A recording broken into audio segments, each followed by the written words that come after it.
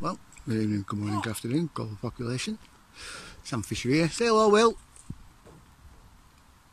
Alright, don't. He's not going to say hello. Say hello. Hello there. That's my son. Anyway, yeah, some fun times ahead. Let's have a look, shall we?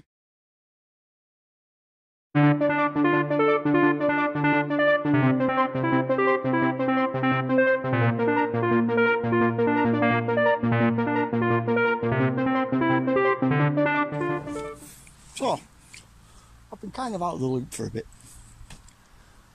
Not really paying much attention to most things that are going on and concentrating more on getting this sequel to Legion Saga done and starting a new project, which is the book version for Epics Wars and maybe Alien Sect.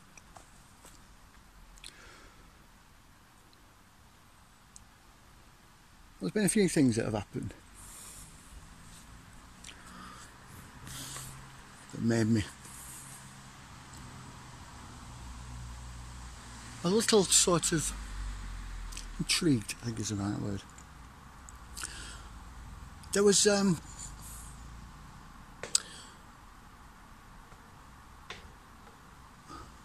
apparently a very long sort of presentation by an organisation called True the Vote going on about the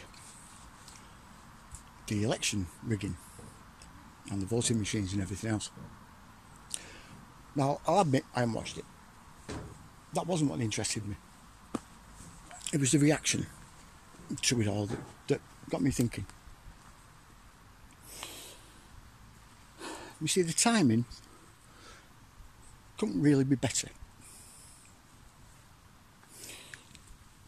And in the middle of which, we had an event that some have seen as a major boon for Trump for his 2024 bid.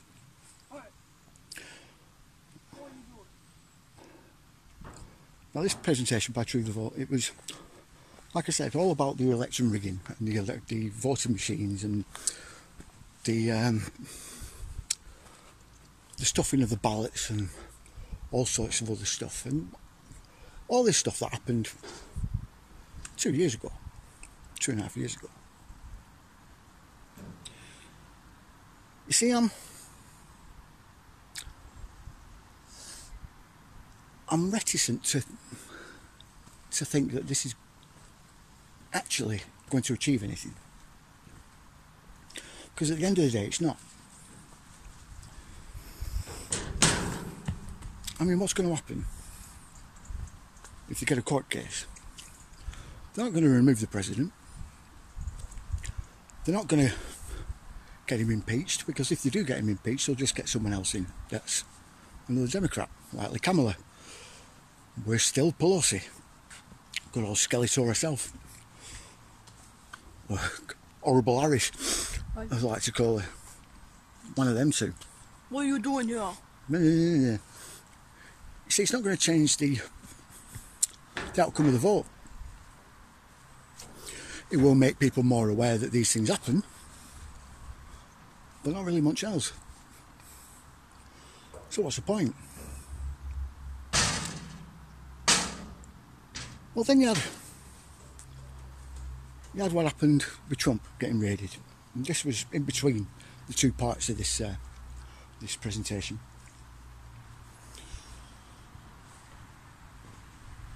And just the seeming sort of idiocy that a move like that represents.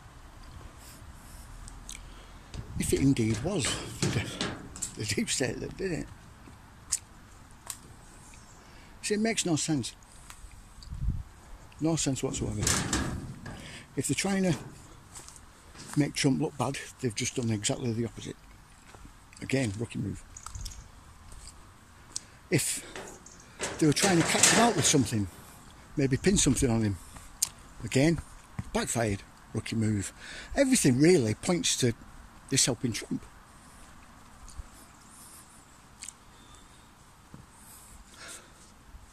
Now,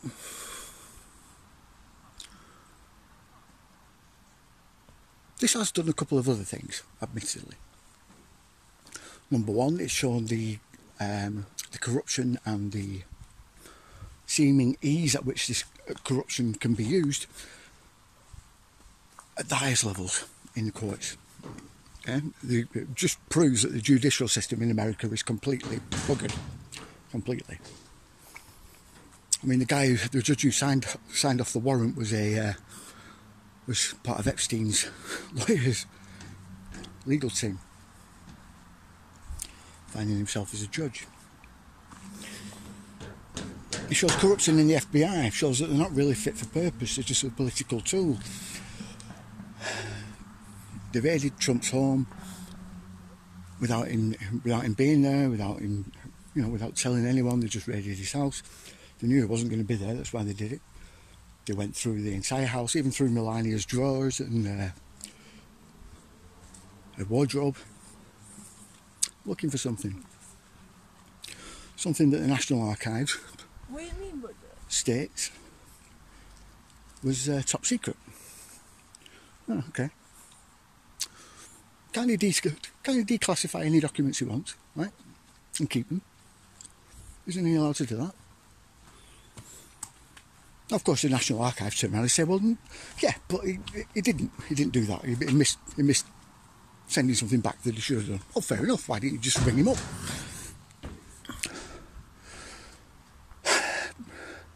Now there's all sorts of stories going around that Trump may have had the nuclear codes and blah blah blah blah blah. This is what the MSM are saying. And well, they change them every month, don't they? So they're not really helpful. Then you get the fake pictures of documents being in his toilet. Well, that's very clever. He obviously did that before he left to go on vacation, or wherever it was, and didn't flush the toilet. So we now know that Trump doesn't flush the toilet. Kind of makes sense when you think about his name. But anyway. But then there's other things. Ghislaine Maxwell, June 2021. She did a very strange interview with the Daily Mail. I mean, very strange. There was some of the things she was saying in it that was just very, very weird. She first of all said that her food looked like something out of Chernobyl. Then mentioned an imaginary friend that she called A17. And several other things. Now, not long after she said that, there was a major kerfuffle at Chernobyl.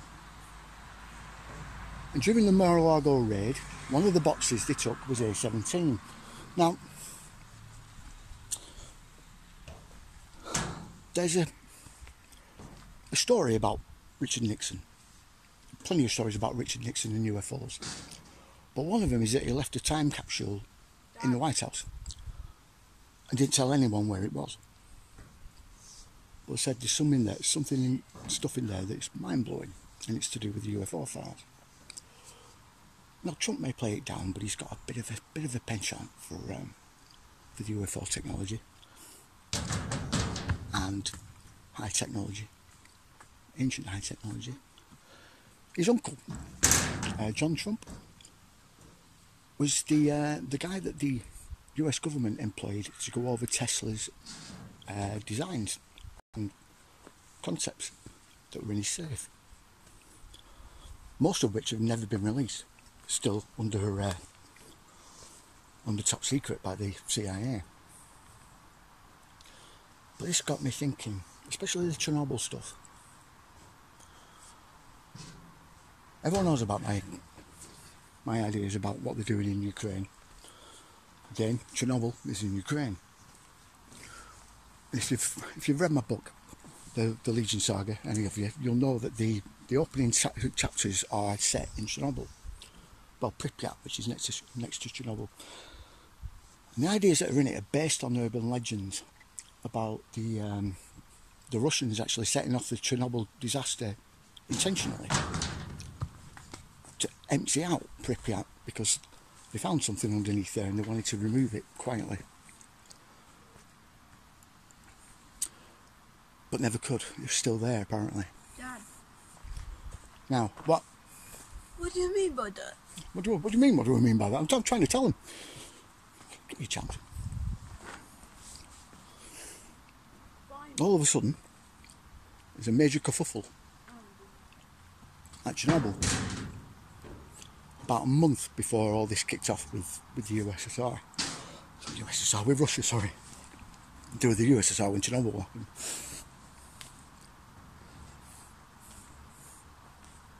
You see, you had that in with tunnels under Odessa. Yes, tunnels, 3 levels of tunnels under Odessa. Yeah? Down in the southwest, which is still Donbass. It's the last city before you get to Moldova, the border of Moldova, is Odessa. Right on the Black Sea coast. Black Sea coast again, eh? Azovstal's not far away from that, it's just on the other side of the country. Crimea's slap bang in the middle.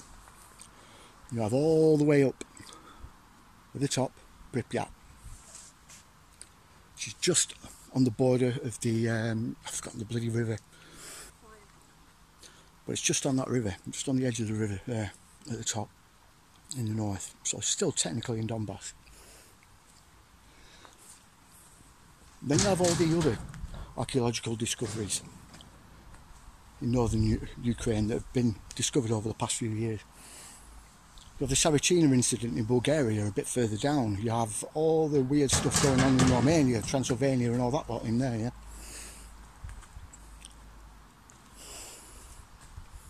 And then across the water you've got Turkey. And you have Göbekli Tepe. You have another one that was just discovered the other week. I can't remember for the life of me what the name is. You have Greece.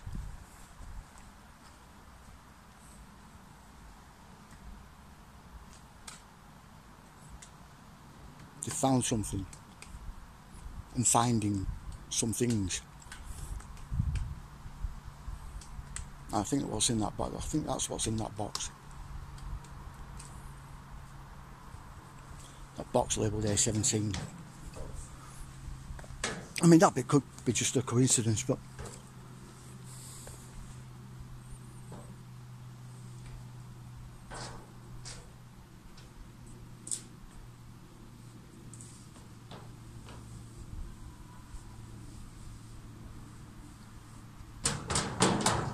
what a dick.